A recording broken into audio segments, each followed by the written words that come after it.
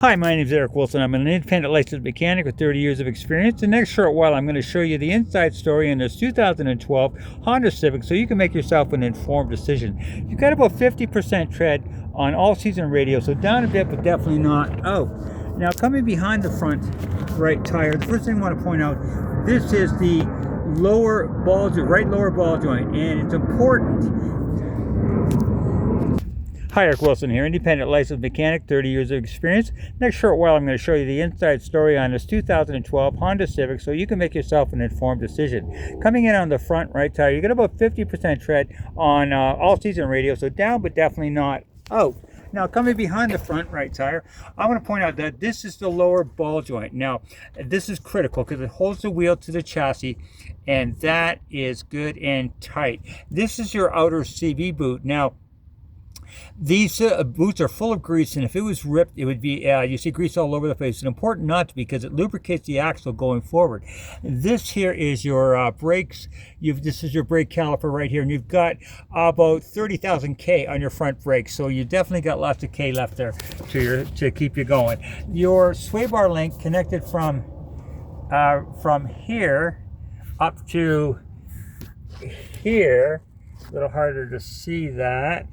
Yeah, there's a sway bar. They connect from there. That's important that it's connected because it dampens the sway when it goes around the corner. This right here is your outer tie rod right there. And that's the most critical thing of all because that's the only thing that holds the wheel to the steering, and it is tight. The inner CV boot, a little harder to see, but it is no rips, no tears. In fact, I don't see any leaks as either on this side of the car. Okay, this is the right front strut. Now the spring suspension is intact. More importantly, this tube here is full of oil, and if it was leaking, you see it dripping all the way down here, and that is important not to, because it's a suspension. It's dry. Okay, the bottom of the motor, that's the bottom of the oil pan right there, very, very dry, so no oil leaks that I can see. Okay, your right rear brake's about 30,000 K, about the same on the front as you have on the back. On your right rear tire, again about 50% tread on all season radios. Your right rear shock, now this is again full of oil. If it was leaking, you see it dripping all the way down here. Good and dry. Your right rear suspension, no cracks, no breaks.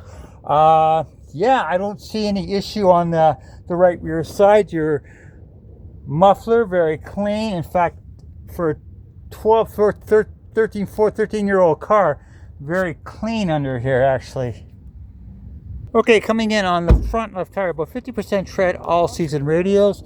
Coming, the left lower ball joint is tight. The left outer CV boot is dry.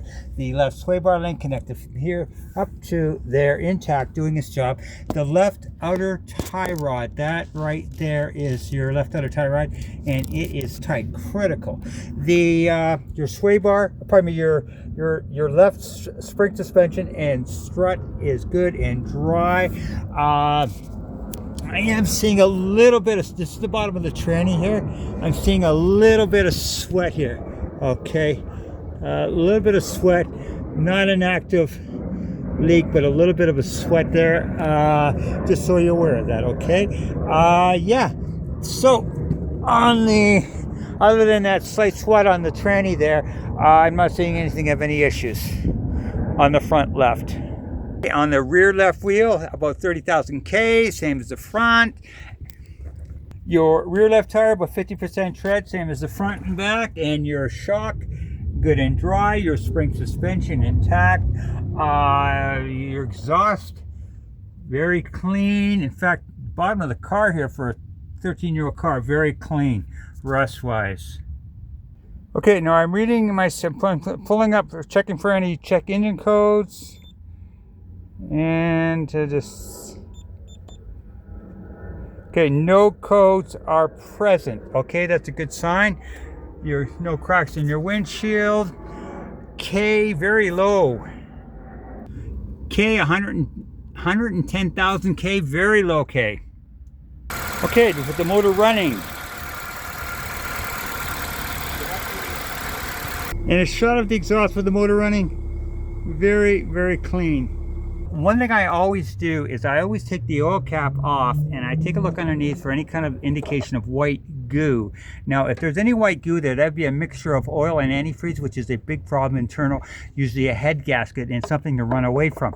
Now, I don't see any indication of that at all. In fact, I'm not surprised because these motors are very, very well built, and as far as I can tell, this thing has been well maintained. So, that being said, the only concern I have here is that there is a slight sweat on the tranny. Other than that, brake-wise, leak-wise, other than that, just so you're aware of, that's the only thing I would be taking a look at, just to make sure that nothing's an issue with that. Okay, so hopefully this will help you make an informed decision. And remember, if you buy, contact me because I'm going to give you the 3 for free and keep you on the road. Have a good one.